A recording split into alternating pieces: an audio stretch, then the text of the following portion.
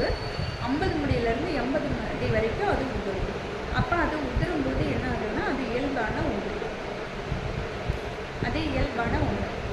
அப்போ அந்த இயல்பு நிலை எப்படி வருது அப்படின்னு சொல்கிறதுனா நம்ம முடி ஒரு சுழற்சி முறையில் வளருது.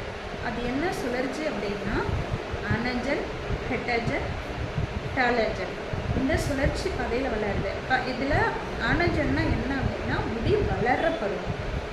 ஆனஜன் முடி வளர்ற பருவம். ஹெட்டஜன் முடி வளர்ந்துடுச்சு, வளரவும் அந்த ஹெட்டஜன் சுழற்சியில் முடி வளரவும் வளராது, வளரவும் செய்யாது, முடி உதிரவும் செய்யாது. இதுதான் ஹெட்டஜனோட சுழற்சி நடக்கும்போது, ஹெட்டஜன் சுழற்சி நடக்கும்போது இதுதான் நடக்கும். அதே மாதிரி டாலஜனில் முடி உதிரும் சுழற்சி. டாலஜன் சுழற்சி நடக்கும்போது நம்ம முடி உதிரும். இதுதான் இந்த 3 சுழற்சியில் தான், இந்த சுழற்சி பாதையில் தான் நம்ம முடி உதிர்றது. அப்போ முடி உதிர்ற முடி வளருமான்னு கேட்டால் வளரும், மறுபடியும் வளரும்.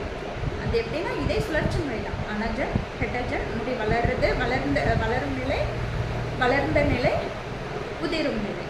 இந்த 3 சுழற்சி முறையில் தான் நம்ம முடி வளரும். அப்போது முடி வளர்ந்த முடி எப்படி உதிர்ந்துச்சுன்னா முடி வளருது. அதை நீங்கள் எக்ஸாம்பிளுக்குன்னு பார்த்தீங்கன்னா ஒரு மரம் இருக்குது. அந்த மரம்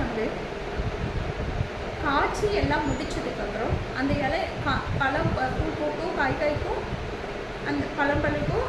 அந்த பழம் எல்லாம் நம்ம பொறிச்சதுக்கப்புறம் அந்த மரம் இலை என்ன பண்ணும், உதிர்ந்துடும். உதிர்ந்ததுக்கப்புறம் அது மறுபடியும் என்ன பண்ணும், சுழற்சி. உதிர்ந்த மரம் மறுபடியும் என்ன பண்ணும், தளிர் விடும். அந்த தளிர் விடுறது தான் ஆனஜன். அந்த தளிர்ந்து விட்டு அந்த மரம் துளிர் விட்டு அந்த இலைகள் எல்லாம் துளிர் விட்டு வளர்ந்து அந்த வளர்ச்சி நிலையை அடைஞ்சதுக்கு பேர் தான் ஹெட்டஜன். அந்த இலை மறுபடியும் உதிரும் போது நடக்கிற சுழற்சிக்கு பேர் தான் டாலஜன்.